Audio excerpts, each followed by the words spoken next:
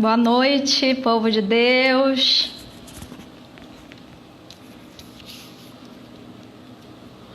Estamos aqui já esperando a irmã Berta se apresentar aí para poder pedir para ela vir, né? Me acompanhar nesse terceiro dia de lives.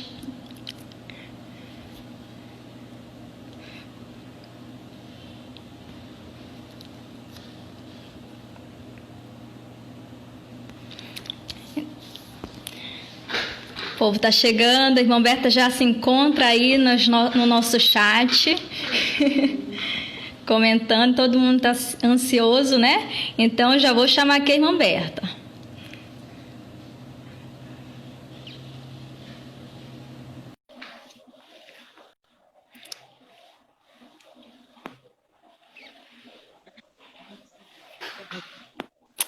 Alô, irmã Adriana. Oi, irmã Berta. É uma alegria estar com você.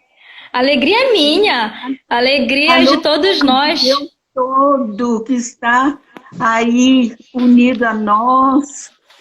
Uma Exatamente. boa noite a todos. A boa noite para as crianças, os jovens, os adultos. Uma bênção que os sacerdotes vão me dar. Um carinho Isso aí, especial para a irmã Laíde, que desde ontem já me mandou uma mensagem muito gentil. E, acima de tudo, é uma alegria estar com você. Ah, irmão, muito obrigada. A alegria maior é minha, né? Antes de a gente começar aqui, eu agradeço muito a sua participação conosco, né, na pastoral vocacional e nos ajudando de forma assim tão grande. Né? A senhora sabe que a senhora é uma irmã muito especial, muito querida na nossa congregação. Né? Então eu já dou as boas-vindas também para o povo que já está nos assistindo, que já vai acompanhar a nossa live. E hoje, gente, o tema da nossa live é o carisma das Angélicas de São Paulo. Um carisma muito lindo, muito belo, não é, Roberta? Roberta, mais do que eu, sabe disso. Quanto mais jovens vocês são, mais riqueza vocês vão encontrando e mais vocês vão aperfeiçoando e corrigindo aquilo que nós, na antiguidade, não tivemos. Pois é, mas é assim, a gente vai somando, né? A senhora, como a senhora disse aí na antiguidade, a senhora na antiguidade está somando com a gente na nossa noveza, digamos assim, umas palavras estranhas, né? Mas é isso. Como dizia o padre Lucivaldo, esses dias eu falei para a senhora, essa velhentude, né? Velho misturado com juventude, e isso é uma soma muito bonita para nossa congregação, e não só, né? Para aqueles também a quem a gente evangeliza, que é a nossa missão maior. Então, gente, para começar, né, eu vou me apresentar aqui, a irmã Berta também vai se apresentar, que nem todos conhecem a irmã Berta, tem muita gente nova aí que não conhece a irmã Berta, assim como tem muita gente também que não me conhece. Né? Então, eu sou a irmã Adriana, sou vigiense, sou lá do Pará, né? Atualmente eu resido aqui na comunidade de Belo Horizonte, com mais 6 irmãs, e tenho 12 anos de vida religiosa já, e sou irmã de votos perpétuos. E aqui na comunidade eu sou responsável pela pastoral vocacional. Agora eu passo a palavra para a irmã Berta fazer a sua apresentação magnífica. A primeira coisa que eu vou dizer é que eu sou, de antiguidade, eu estou em primeiro lugar em toda a província atualmente. Eu tenho 72 anos de vida religiosa. 72 anos que ingressei na congregação. E eu estou hoje aqui em Teresópolis, com tantos anos de vida religiosa, faço conceber que eu já passei pelos diferentes trabalhos que a congregação oferece. Já fui superiora, diretora, secretária, trabalhei em paróquia, trabalhei em missões, trabalhei em escolas, e já tive a experiência de tudo. Então, e agora, eu falei, eu acho que basta. Sempre quando eu converso com alguma pessoa, logo a pessoa vem e fala, a senhora é mineira, então não precisa eu dizer que eu sou mineira, porque pelo meu palavreado todo mundo já vai perceber que eu sou mineira. Isso aí é o trem bom, sou. Então, para a gente começar, né, a gente já começou, mas para a gente começar a entrar no tema, né, mais do que especial, a gente precisa pedir ajuda do Espírito Santo, né? Hoje nós vamos falar de carisma e se não fosse o Espírito Santo na vida de cada um de nós, o carisma não existiria em nós, né? Então eu trouxe aqui uma musiquinha para servir para a gente como uma oração, né? Eu vou cantar só uma estrofezinha e o refrão e vocês aí da sua casa cantem junto com a gente, pra gente começar a nossa live bem bonita. Vinde, ó Espírito Santo, enchei os corações dos vossos fiéis.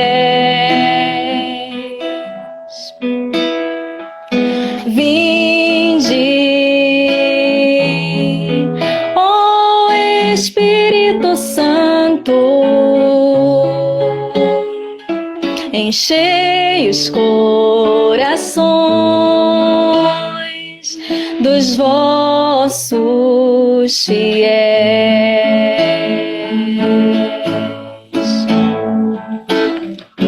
Acendei neles o fogo do vosso amor.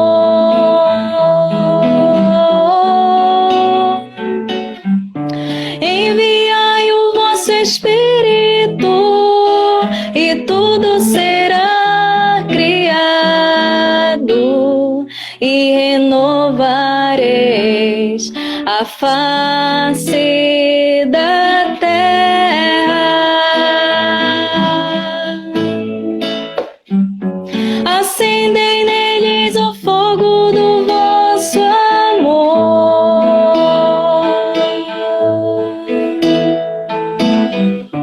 Enviai o vosso Espírito e tudo será criado e renovareis a face da terra. Então é isso, gente.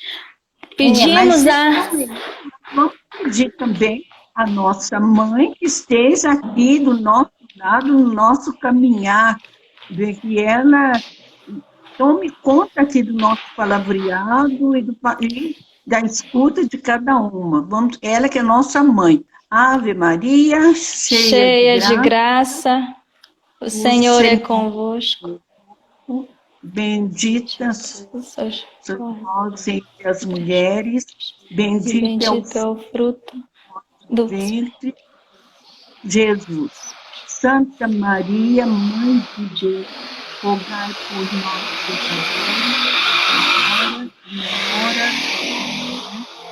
Amém. Amém. Então, gente, hoje o nosso foco principal aqui é o carisma das Angélicas de São Paulo.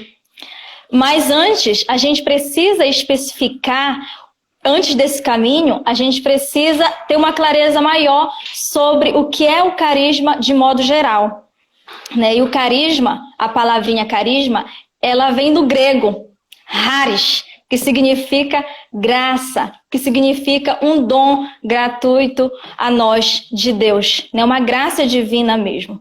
Então, a fonte do carisma, ela não é esforço nosso, não é esforço humano, né? Ela é força, fonte de Deus, ela é divina, ela é bondade de Deus, ela é presente de Deus, né, a nós. É um amor de Deus que se dirige a nós. O carisma, ele pode ser entendido lá na carta de 1 da carta aos Coríntios, a primeira carta aos Coríntios, capítulo 12 e capítulo 14. Lá tem umas listinhas com séries de carismas, dons específicos de Deus. Né? E lá, se a gente for ver, por exemplo, tem o dom da ciência, o dom da profecia, o dom de falar em línguas, né? Que são dons para que a gente possa estar usando para a nossa missão, para realizar a nossa missão aqui na Terra. Mas aqui nós vamos tratar de carisma em uma outra perspectiva. Nós vamos tratar de carisma na perspectiva vocacional. Né? E quando a gente fala de perspectiva vocacional, a gente pensa em grupos de pessoas, pensa na forma como esse carisma vai se manifestar na pessoa, na vida humana, né? Na pessoa humana. E não só na pessoa humana, mas também na congregação, nos institutos, nas diversas ordens religiosas que existem aí afora, né? Então, o carisma, na perspectiva da vocação, significa o quê? Significa que Deus concedeu aquele grupo de pessoas, né? Suponhamos que seja o grupo de irmãs angélicas, né? Que Deus concedeu um dom àquele grupo de pessoas, um dom fruto do seu amor que é divino, do seu amor que é gratuito.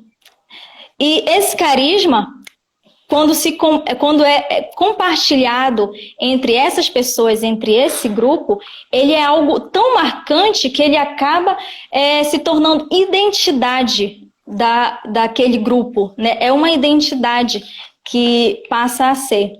Então, as pessoas que têm o mesmo carisma, na perspectiva vocacional, elas compartilham de uma mesma identidade. Então, quando eu digo o carisma das irmãs angélicas, eu estou dizendo a identidade das irmãs angélicas. Quando eu digo o carisma dos clérigos regulares de São Paulo, eu estou dizendo a identidade de São Paulo. Então, se carisma é identidade, ele se refere à ordem do ser, né? E não primeiramente do fazer, o que às vezes a gente confunde muito. Né? Muitas ordens, muitas congregações se mistura muito o fazer com o ser, mas antes de tudo, carisma, no seu princípio, ele é o ser da congregação, o ser da pessoa humana. Então, a gente pode ter aí diversas ordens religiosas, diversos carismas, que têm a mesma missão, o mesmo apostolado. Né? A gente trabalha, a nossa missão principal é a educação. E quando a gente fala de educação, a gente vê N congregações que também trabalham com a educação. Mas o que difere uma das outras é justamente o carisma, a forma como cada um vai trabalhar. Né, como eu trabalho enquanto irmã Adriana e como a minha congregação trabalha. Como é que nós trabalhamos? Então, isso é o ser, é a essência da congregação. Então, todas as congregações têm um carisma específico. Deixa eu pegar minha colinha aqui. Esse carisma específico, ele é próprio de cada instituto. Né? Então, o carisma, embora sendo um dom de Deus, ele requer também um pouquinho da nossa parcela. É necessário que a gente esteja aberto a receber esse carisma de Deus, esse dom, essa graça, esse presente de Deus. É preciso que a gente esteja aberto, e nem sempre a gente está aberto. Nem sempre a gente abre o nosso coração, a gente se converte, né, ao nosso coração. E o que é necessário para a gente estar aberto, para a gente acolher, para a gente acolher esse carisma mesmo que o Espírito Santo tem para cada um de nós. Né? É necessário que a gente se despoje, é necessário que a gente dê condições ao nosso coração para a gente estar acolhendo os dons, os carismas do Espírito Santo. Então, o que é que eu posso estar fazendo para poder acolher determinado carisma? A oração, em primeiro lugar, a leitura da palavra de Deus. Eu posso se unir à igreja, o que a igreja me ensina, a gente ter o estudo da igreja, meditação da palavra, né? Então, todos esses fatores, todas essas coisas vão nos ajudar a vivenciar e acolher o nosso carisma, né? A se despojar, porque às vezes a gente se prende tanto, eu não sei fazer isso, esse carisma não é para mim, as irmãs trabalham dessa forma, eu não sei trabalhar. Não, a gente converte o nosso coração a determinado carisma, né? Então, isso significa que Deus, ele concede para a gente sim, mas a gente tem que dar a nossa parcela para ter aquela abertura. Deus não nos quer robô, né? Ele não quer que a gente seja robô para... Ele dá o carisma e a gente tem que aceitar. Não, a gente aceita com o nosso livre-arbítrio, com a nossa vontade própria, né? E eu passo para a irmã, quando a gente vai falar de carisma da congregação, diante de tudo isso, né, que foi falado, eu passo para a irmã porque o nosso carisma é renovar o fervor cristão. Como é que cada Angélica, né, como é que cada uma de nós se converteu ao carisma desse santo aqui, Santo Antônio Maria Zaccaria, né? Ele viveu numa época bem turbulenta, não é, irmã Berta? Bem confusa, e por isso ele sentiu essa necessidade. Então, antes, o carisma, digamos assim, ele é uma resposta. E quem é que faz essa resposta? Toda resposta precisa de uma pergunta. E quem é que faz essa pergunta? Essa pergunta, quem faz é o mundo. É a necessidade que o mundo tem. Então, a irmã Berta, ela vai adentrar principalmente, né, nessa necessidade que o mundo tinha na época de Santo Antônio Maria e que, por isso, precisou de nós enquanto angélicas de São Paulo. Primeiramente, eu acho que posso esclarecer um pouquinho, se é possível, se é preciso, que o carisma é um dom que nós recebemos, mas não propriamente para nós, mas em função do outro. O carisma é para ser dado, é um dom para ser dado. Pode ser individualmente, eu recebo um carisma meu, e para a congregação. Foi muito bom você falar que cada congregação tem o seu carisma próprio. E nós constatamos, na nossa experiência, essa diferença. Alunos nossos que saem do nosso colégio, por exemplo, e vão para um outro colégio religioso, eu tive experiência lá no Pará, onde nós temos o ensino fundamental.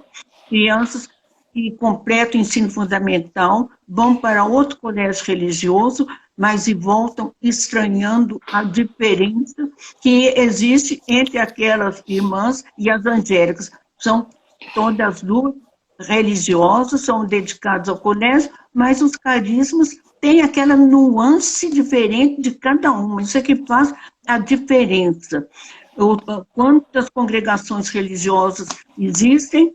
Já de brincadeira, algum padre disse que nem o Santo Padre sabe quantas congregações femininas existem, mas que cada um, Deus é a onipotência total, então pode dar a diferença a cada uma. Nenhuma é idêntica à outra. Tem alguma coisa que característica, que forma, as pessoas sentem na nossa diferença.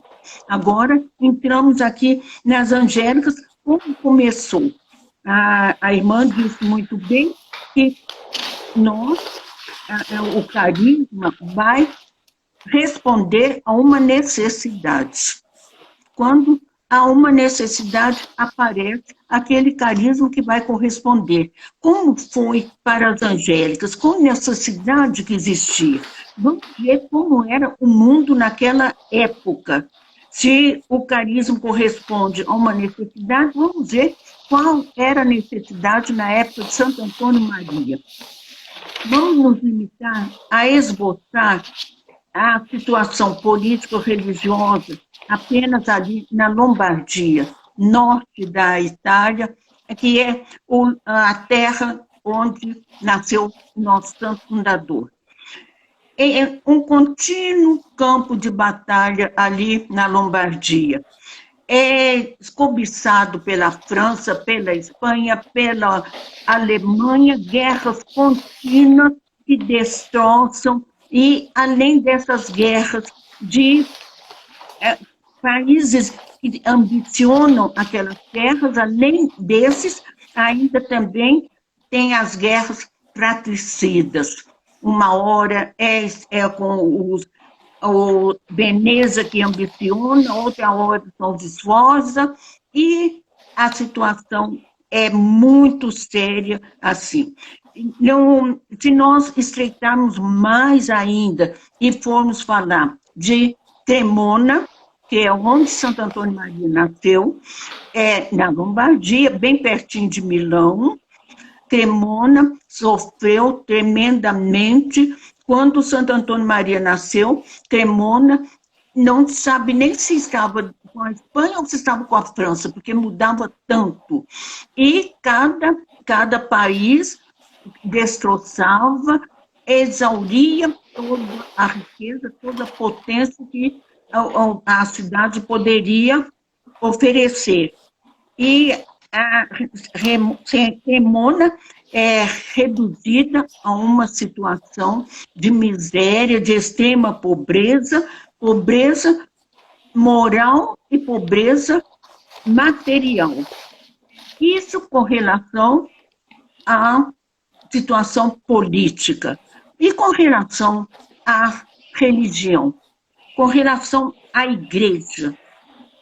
A metade do século XVI, a igreja sofria grave crise que envolvia toda a cristandade. Isso não apenas ali na Lombardia, era uma situação geral. As instituições, a vida religiosa, a própria teologia sofriam uma crise grande. Os altos responsáveis pela igreja estavam em forte decadência, teólogos que não se preocupavam mais de recorrer às fontes, à Bíblia, aos santos padres, que descuidavam e se esmeravam mais em discussões acaloradas.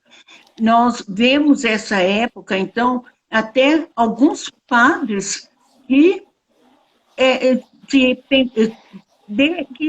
saíam da sua situação, do seu estado principal, e esses padres, temos exemplo de Alexandre VI, temos Júlio II, Leão X, Clemente VII, que buscam, muitas vezes,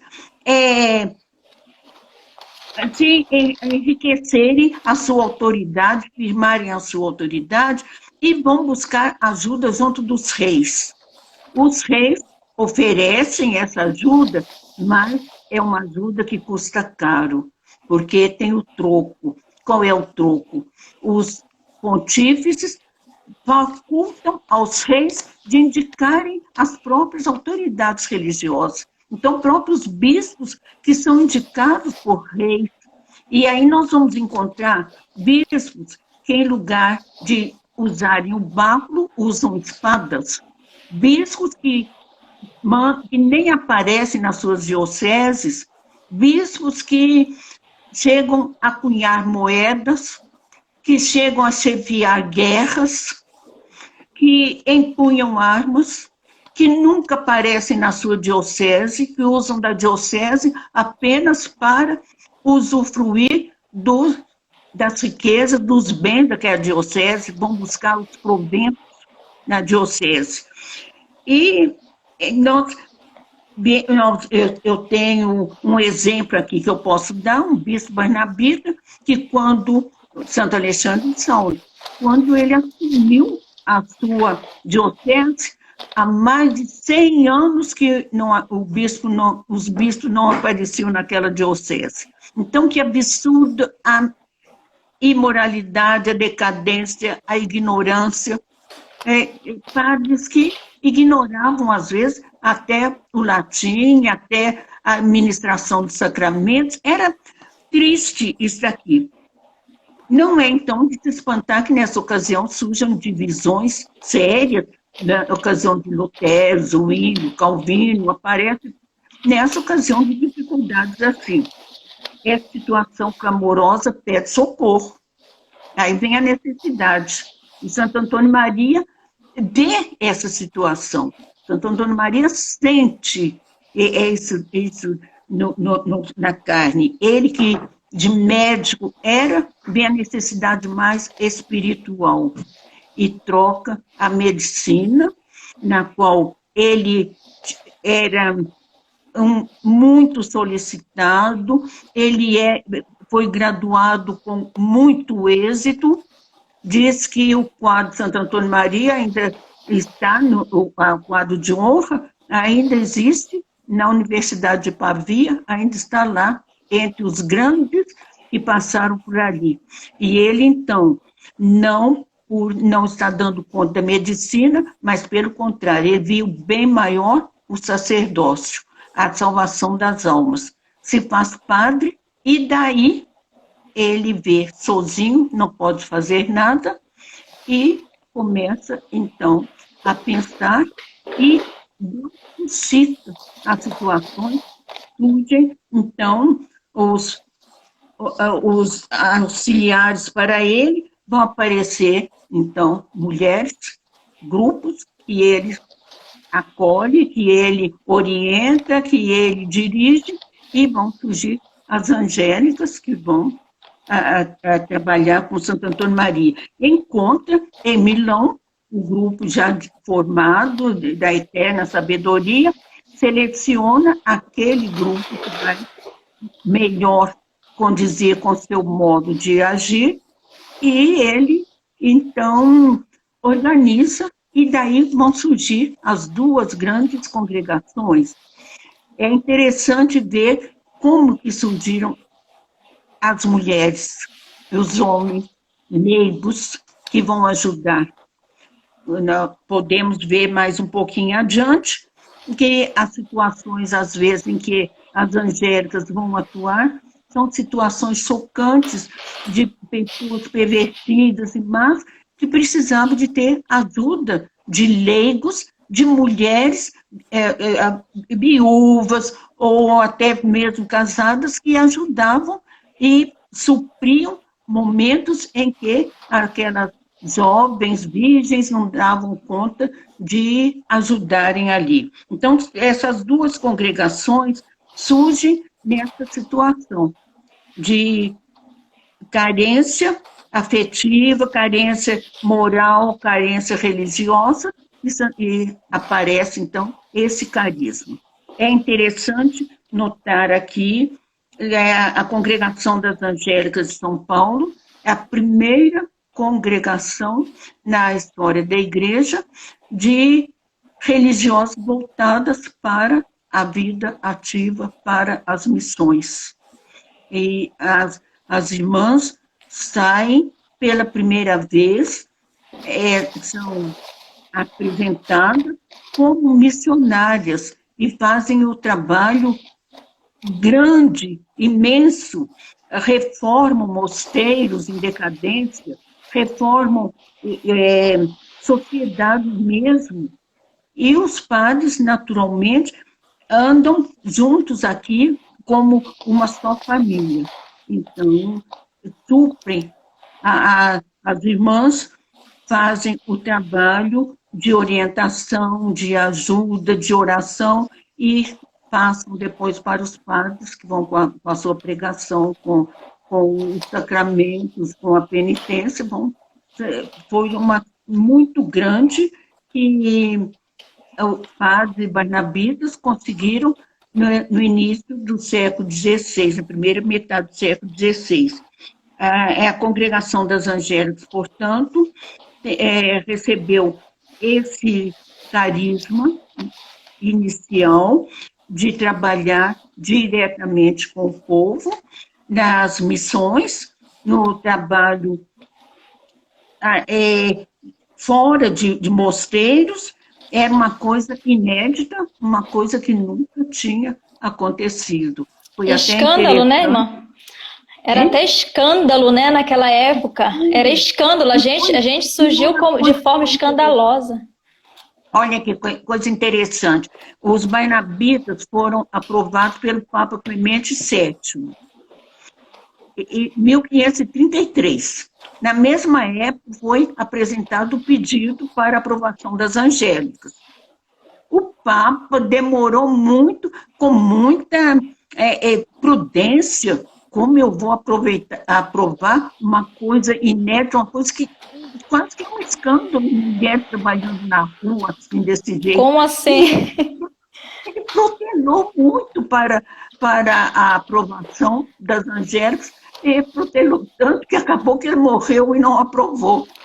E aí então, logo substitui o Papa Paulo III, e com poucos meses já estava tudo encaminhado pelo Clemente VII, o Papa Paulo III, então, aprovou as angélicas. Barnabitas são aprovadas pelo Clemente VII, Barnabitas e angélicas pelo Papa, por causa dessa, quase que um escândalo de mulheres trabalhando na rua, que Clemente VII não se sentiu totalmente encorajado de aprovar, e aprovou o Papa Paulo III.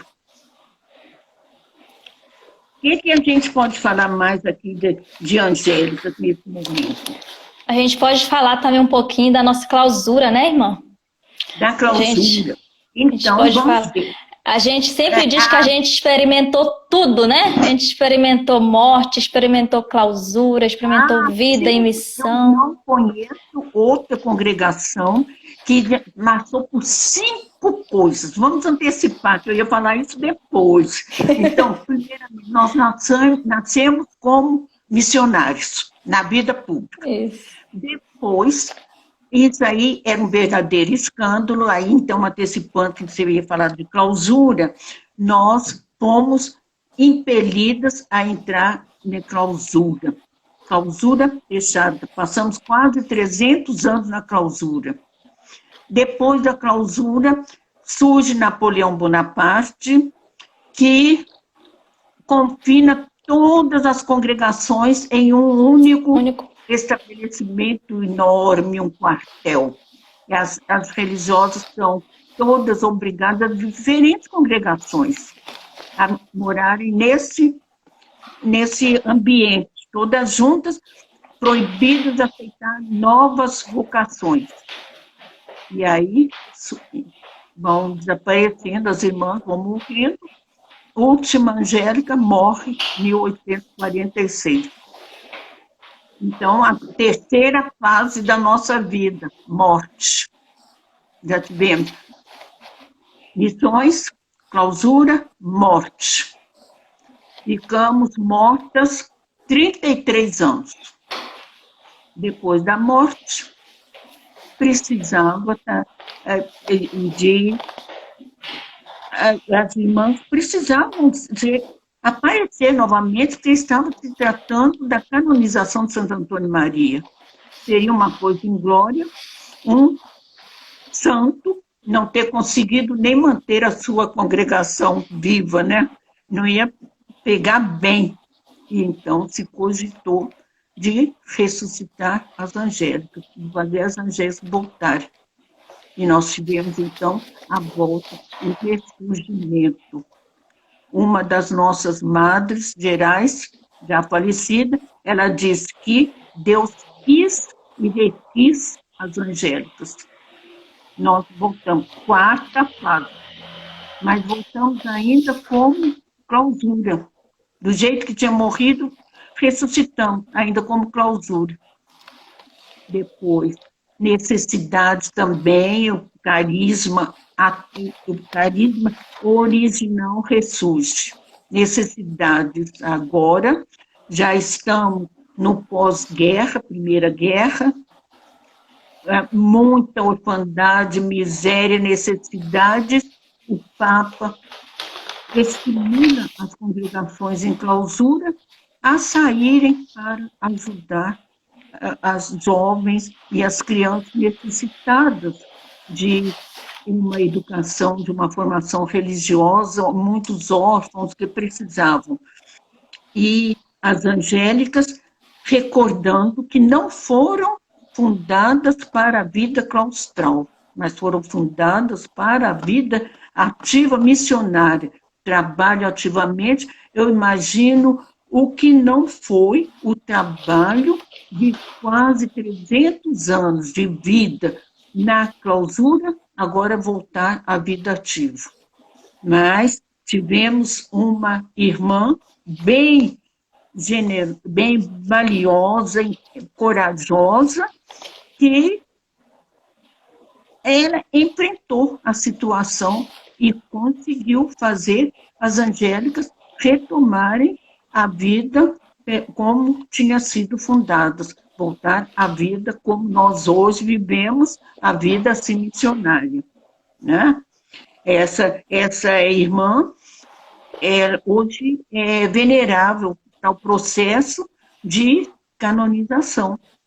E ela, se Deus quiser, e se todo mundo aí rezar e pedir graças... Madre Giovana.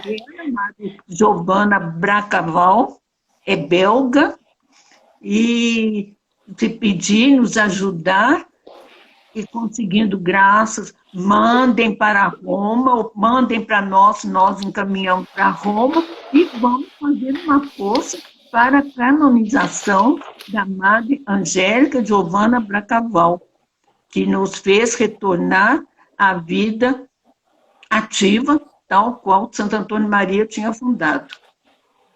E toda essa história, né, é para nos lembrar, fazer lembrar o quanto que o nosso carisma é abrangente, né? Quando a gente fala em renovar o fervor cristão, que é esse que é o nosso carisma, a gente passou por tantas coisas, como a irmã Berta falou muito bem, a gente passou pelo nascimento como missionários, passamos pela clausura, passamos pela morte, clausura de novo, apostolado, né?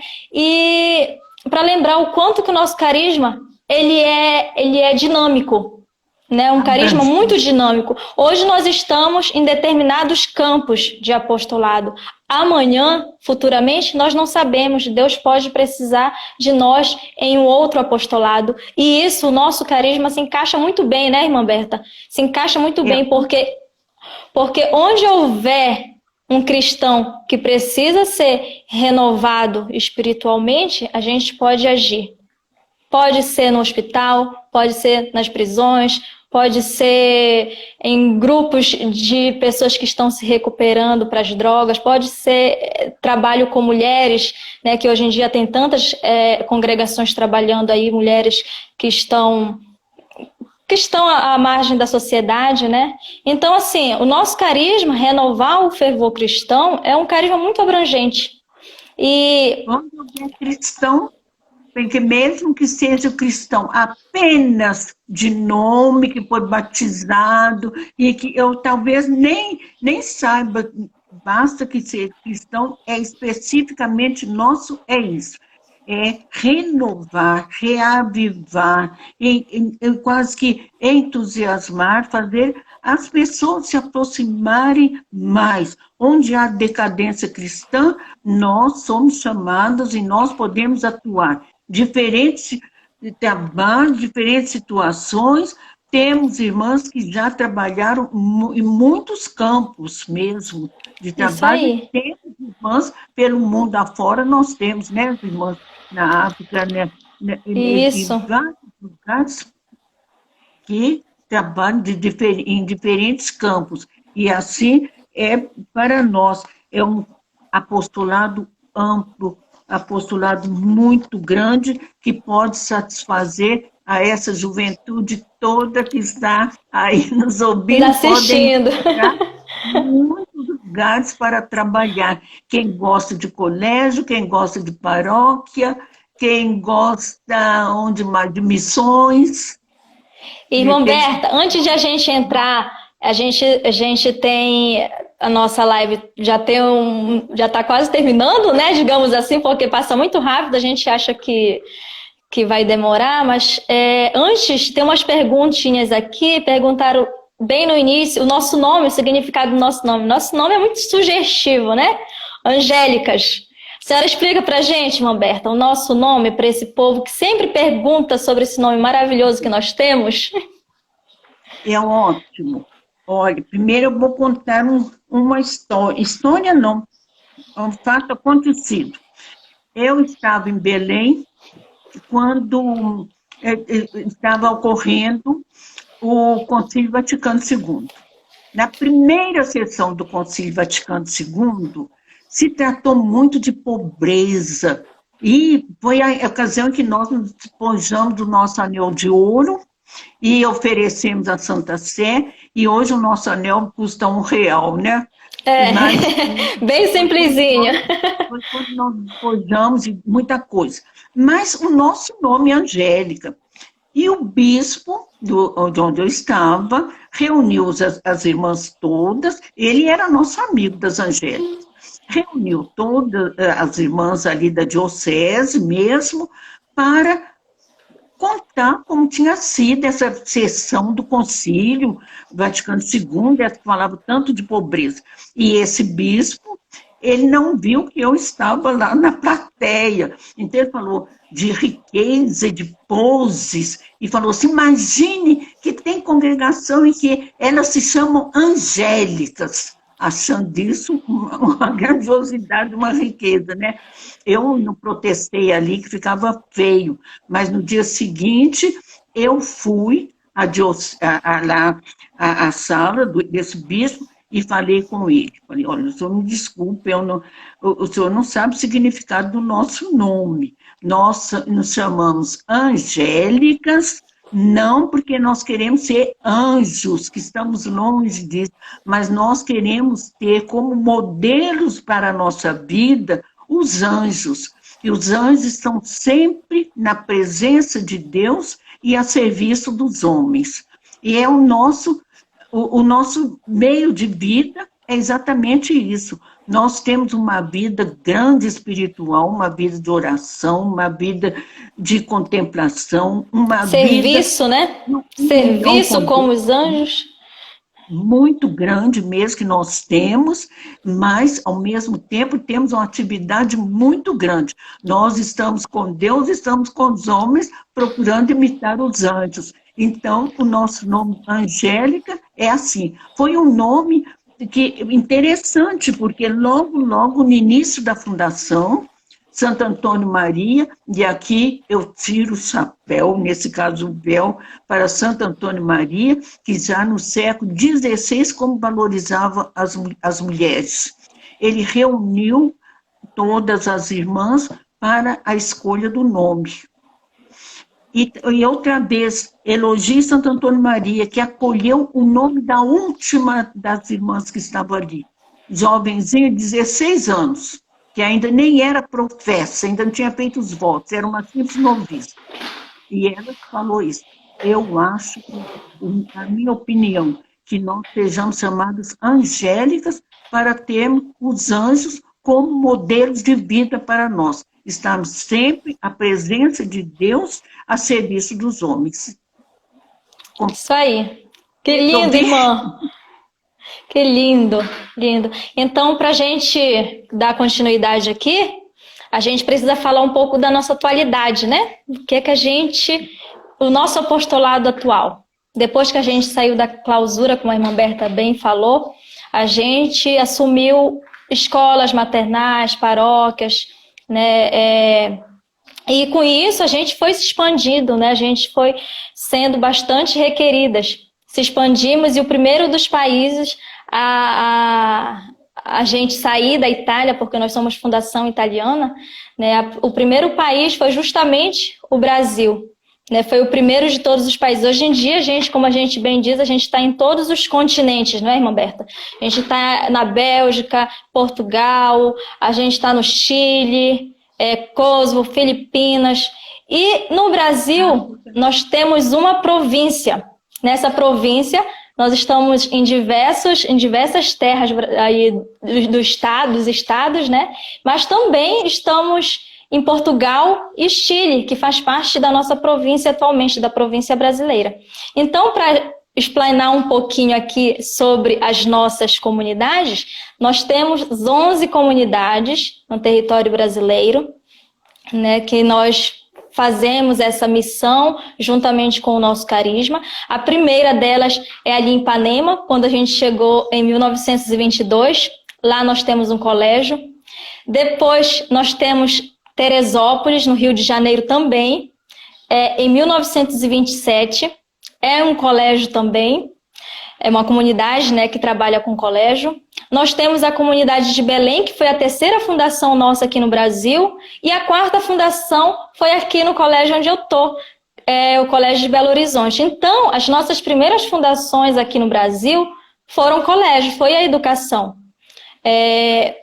Depois dos colégios vieram outras fundações, né, vieram as missões. A primeira delas, antes dela, veio Teresópolis novamente, que hoje em dia é a Casa Mãe, né, que é a casa provincial.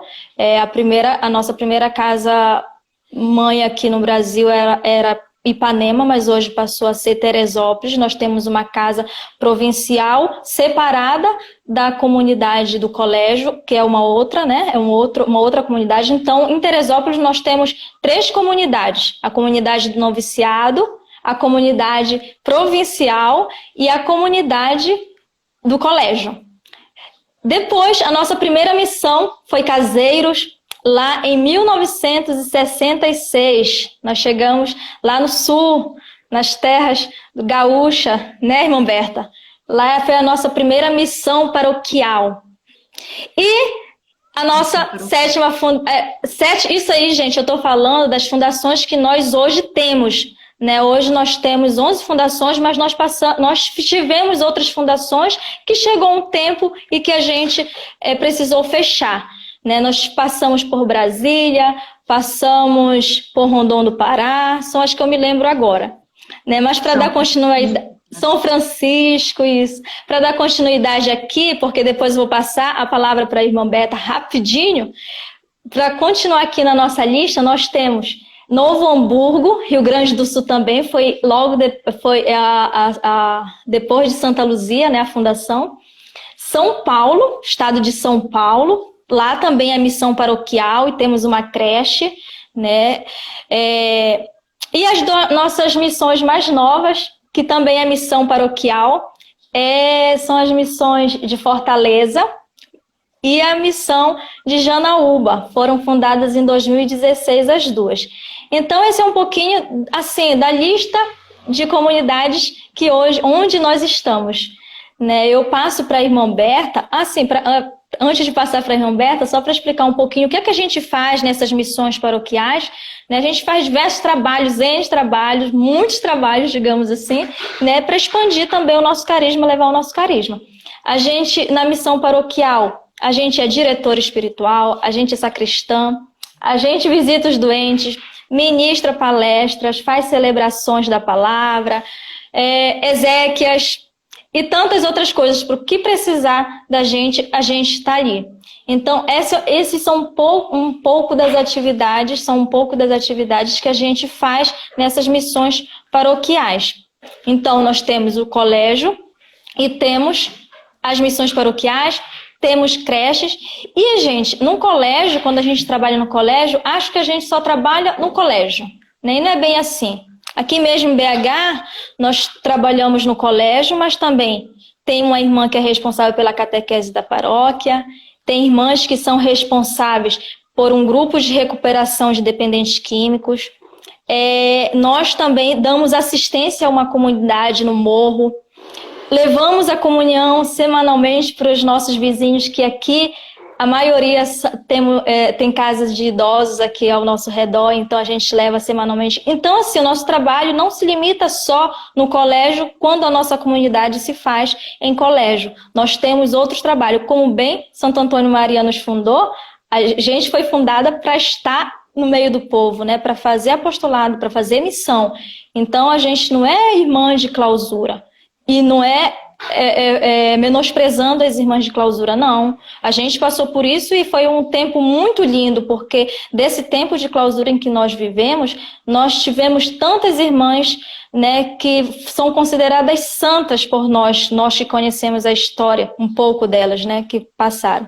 E nós temos no Novo Hamburgo também uma missão bem diferenciada das outras, que é uma missão de pastoral vocacional. Né? Lá é um centro diocesano de vocação, lá no Rio Grande do Sul, em que as irmãs são responsáveis em preparar as ordenações, em preparar os encontros vocacionais, dar palestra aos jovens, acompanha as equipes vocacionais, né? Então, assim, como eu bem disse para vocês, o nosso carisma é um carisma muito abrangente. Onde precisar de uma angélica, a gente pode estar se fazendo presente. A gente tem 8 minutinhos para terminar nossa live. Eu vou passar a palavra para a irmã Berta. Quem quiser conhecer um pouco mais da irmã Berta também, gente, para quem não conhece, ela tem um livro maravilhoso, Ecos da Memória.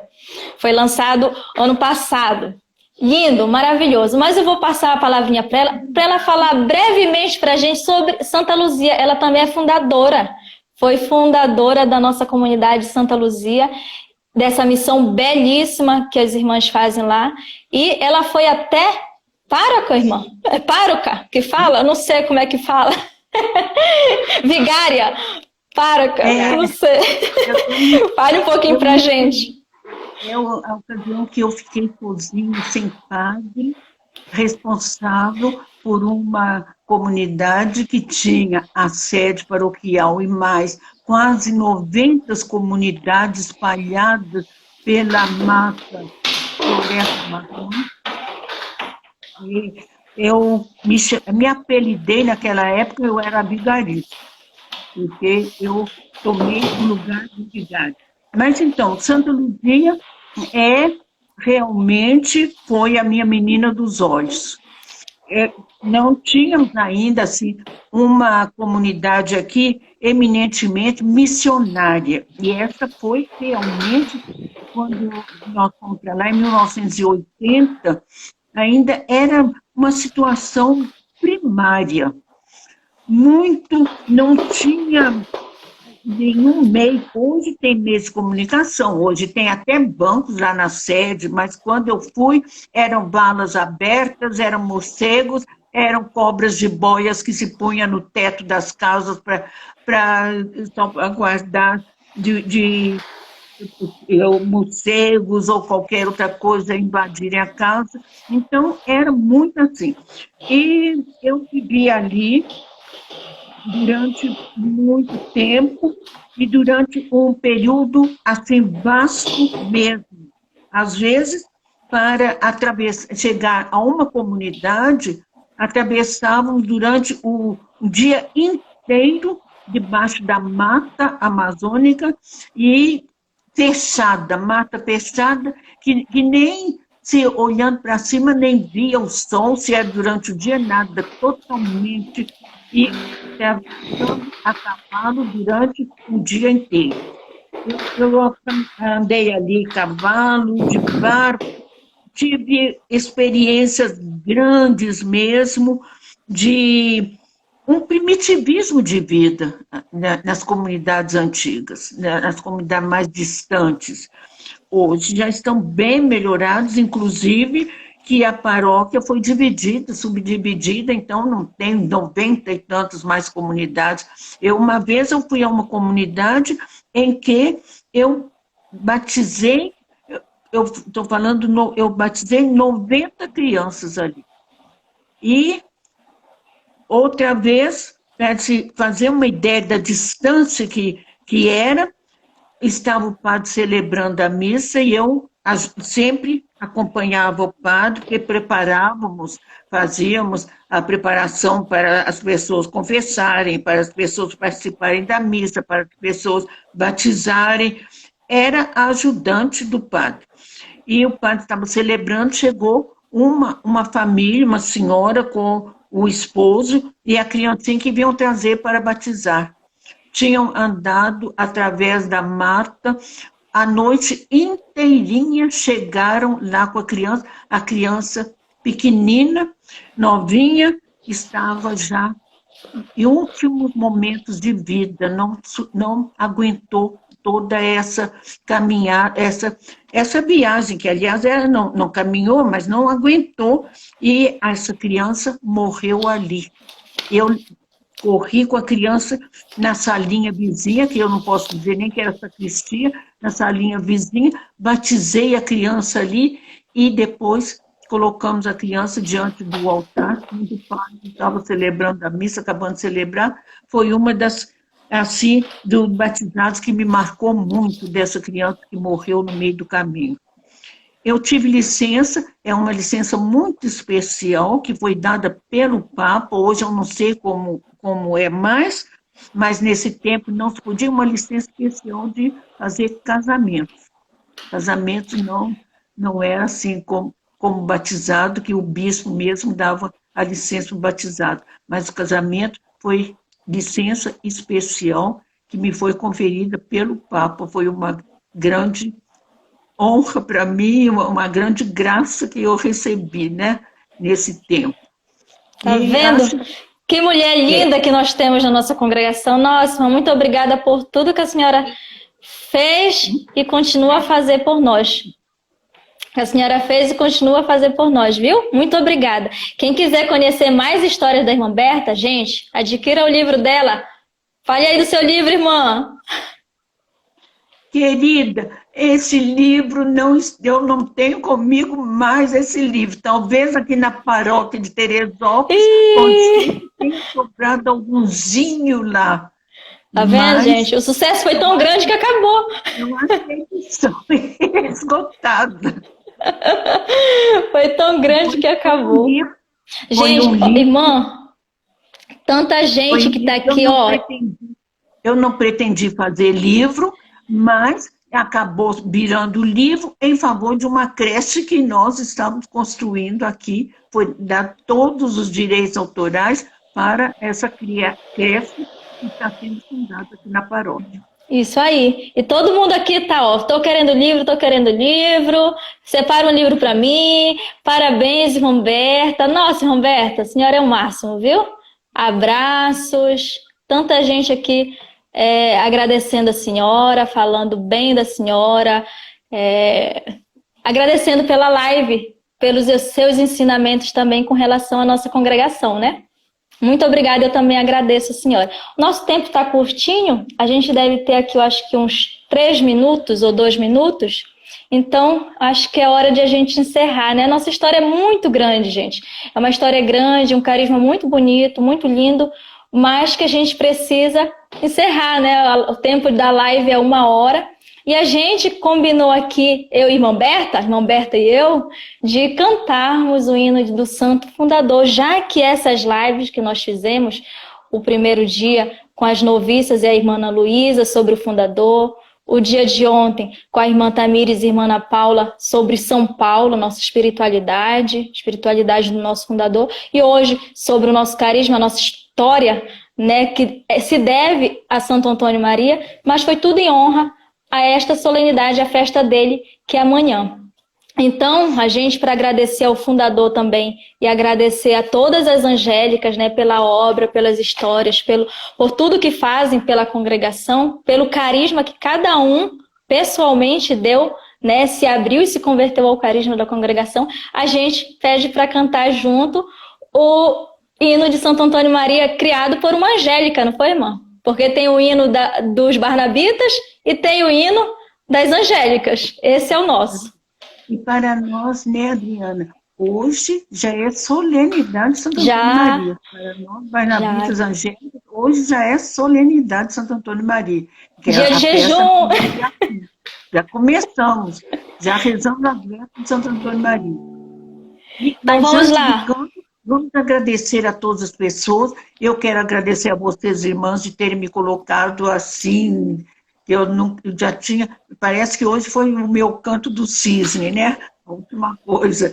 Então, eu quero agradecer a Adriana, que tratou com tanto carinho, com tanta solicitude e bondade, e a todas as pessoas que nos acompanharam agora. Nós agradecemos a todos aqui, né? Que nos fizeram. A todas as irmãs. Estão subindo uma hashtag de mais live, gente? Aguarda, a gente tem 27 segundos, então vamos lá, senão vou perder a live. Salve Santo Antônio Maria, o Pai amado, Santo Fundador, nossa proteção e alegria de seus filhos junto a Deus intercessor.